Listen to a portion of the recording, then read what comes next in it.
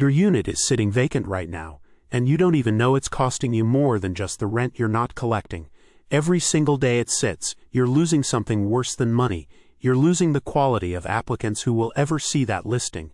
The landlords quietly outperforming the California rental market aren't smarter than you. They aren't using some expensive software, and they aren't calling their property manager every morning. They're running a dead simple spreadsheet calculation every 7 days during June, July, and August. And that discipline alone is worth $4,800 a year on a 4-unit portfolio. If your unit sat vacant even one extra week this past summer, this script is going to show you exactly where that money went, and exactly how to make sure it never happens again. Most California landlords treat peak leasing season as one decision. You pick a number in late May or early June, you post the listing, and then you wait. Maybe you check Zillow once a week. Maybe you refresh your inbox. What you are actually doing is treating a 90-day dynamic pricing window like it's a fire-and-forget transaction. And that gap between what you're doing and what the market is doing is exactly where the $4,800 goes. Here's the math, and pay close attention because this is where it gets uncomfortable. Take a California rental unit priced at $2,200 a month. Annual gross rent is $26,400. 1 week of vacancy during peak season is $550 in lost gross rent. That's painful but survivable. But here's what flat pricing landlords miss entirely. It's not 1 week of vacancy, it's what that one extra week does to every week after it. Applicant volume on rental listings in California drops by roughly 40% after day 14 on market, according to data aggregated across major listing platforms.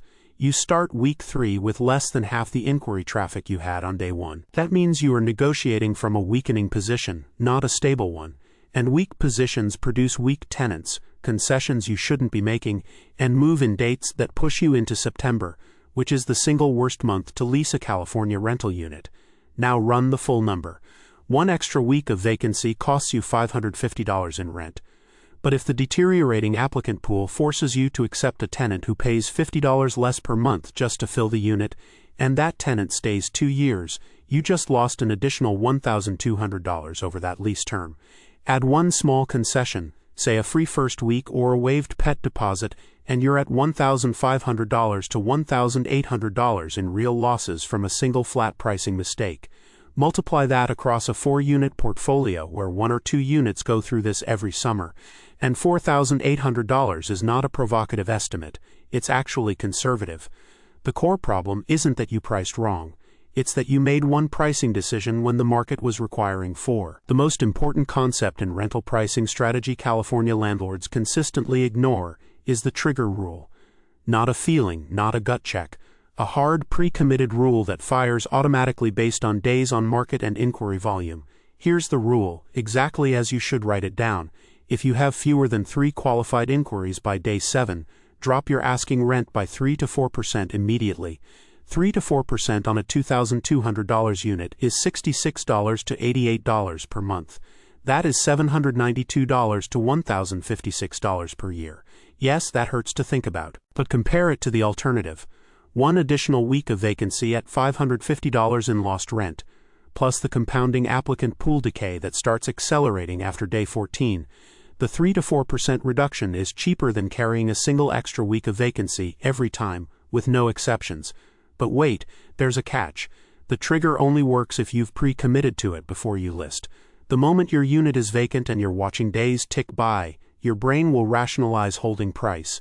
You'll tell yourself the market just needs 1 more week. You'll remember the tenant who toured last Thursday and said they'd think about it. That tenant is not coming back. Pre-commitment is not a preference. It's a structural requirement of this system.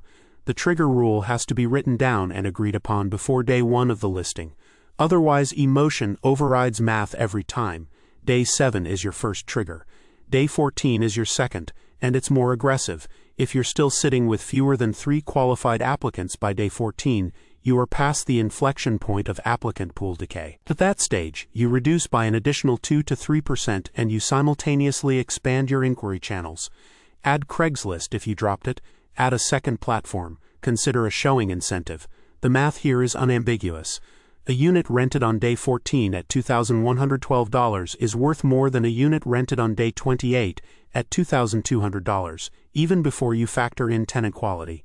This is the practical part, and it takes 20 minutes to build once. You will use it every summer for the rest of your landlord career. Open a spreadsheet. 5 rows, 4 columns. Column 1 is the week number. Column 2 is the asking rent. Column 3 is the minimum qualified inquiry threshold. Column 4 is your decision rule. Row 1, week 1. Asking rent at your market rate maximum. This is your highest defensible price based on comparable active listings within a half mile, not what you wish the market would pay. Inquiry threshold, 3 qualified inquiries by day 7. Decision rule, if threshold is met, hold price. Row 2, week 2. Asking rent drops 3 to 4% from week 1. Inquiry threshold, 2 qualified inquiries. Decision rule, if threshold is not met by day 14, move to week 3 pricing immediately, not at the end of the week, immediately. Row 3, week 3. Asking rent drops an additional 2 to 3% from week 2. At this point you are preserving August move-in dates, which still give you reasonable applicant flow. Inquiry threshold, 1 qualified applicant ready to apply. Decision rule, activate your fill it now price if no applicants by day 21. Row 4, week 4. This is your fill it now price. The number below which you will not go, calculated as your monthly carrying cost plus a minimum cash flow margin you define in advance. For most landlords, this is mortgage, insurance, and property tax divided by 30 days multiplied by the vacancy days at risk. Row 5, September threshold. If your unit crosses into September unlisted, you recalculate based on fall season comps, which will be lower than summer comps. This row exists so you are not surprised.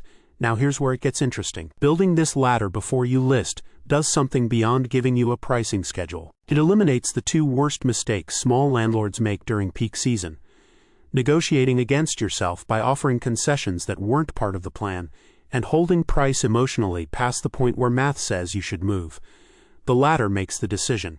You just execute it. California's AB 1482 rent cap rules, the ones that limit annual increases on covered units to 5% plus local CPI, apply to renewals and existing tenancies. They do not apply to vacant unit pricing on a new tenancy. You have complete pricing freedom the moment a unit turns over. That means peak leasing season is your only legally unrestricted revenue window as a small California landlord. Leaving that window to guesswork, gut feel, or a single number you picked in May is the most expensive mistake in your portfolio. This is how to price a rental property like the market actually works. Applicant pool quality is not static. It degrades on a predictable curve. And once you understand the shape of that curve, you will never let a listing drift past day 14 without taking action again. In the first 7 days of a listing during peak leasing season, you are drawing from what researchers call the active searcher pool. Tenants who are move-ready, pre-qualified, and comparing your unit to 2 or 3 others. These are your best applicants. They have employment verification ready. They have references lined up. They are making decisions quickly because they understand peak season competition. Between day 7 and day 14, that active searcher pool has largely made decisions. The applicants who remain in the market at day 8 through 14 are a mix of later-stage searchers and what you can loosely call conditional applicants. People who have something in their situation that slows down the process. That doesn't automatically disqualify them, but it means your screening burden increases and your average time to lease extends. After day 15, the composition of your applicant pool shifts again, and this time it shifts toward tenants who have been declined elsewhere, tenants whose timelines are uncertain, and tenants whose applications will take longer to process and carry higher average risk.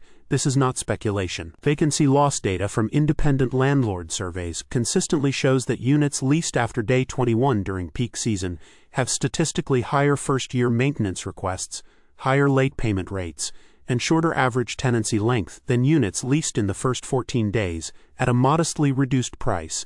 Here's the brutal translation. Holding your price past day 14 to avoid a 3% rent reduction often results in accepting a tenant who costs you that 3% and more in management friction, maintenance, and potential turnover within 18 months. The math on reduced vacancy loss for landlords always points the same direction. Move price before you move your standards. Labor Day weekend is your hard deadline. California's rental market for the following 90 days is materially weaker than June through August. Graduate students, corporate relocators, and family movers, the 3 highest quality tenant segments in the California rental market, overwhelmingly move between Memorial Day and Labor Day. If your unit isn't leased before that weekend, you are entering the fall market with a stale listing and a thinned applicant pool.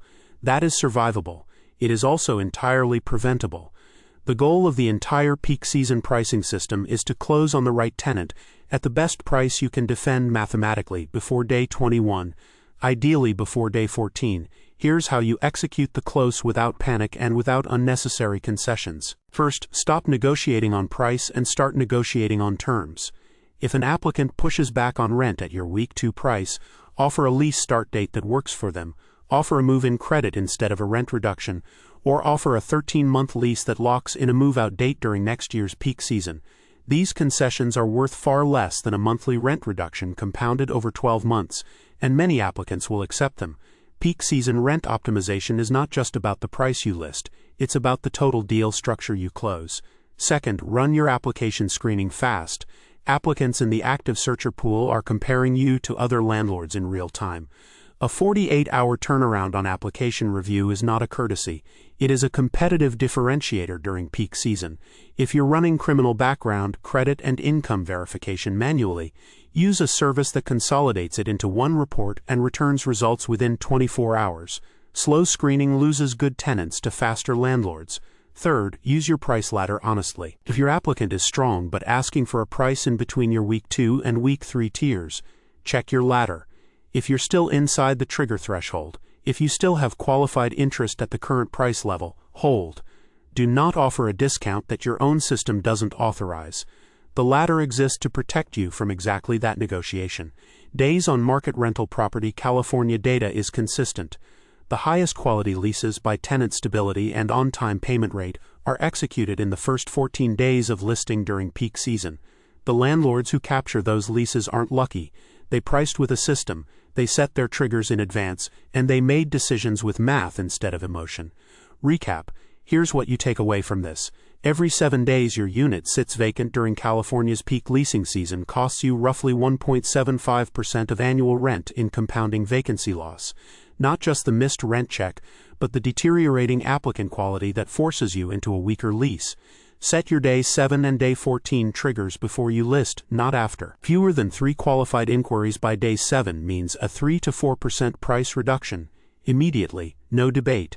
Build a 5-row price ladder in a spreadsheet before you post the listing so the decision is already made when the pressure is on. California's AB 1482 rent cap does not apply to vacant unit new tenancies. Peak season is your only legally unrestricted pricing window, and it lasts exactly 90 days. Treat it like one decision and you lose $4,800. Treat it like a dynamic pricing window with weekly triggers and you run the most profitable rental portfolio on your block. The landlords winning this market aren't working harder. They're running the math, powered by LeaseBase intelligence.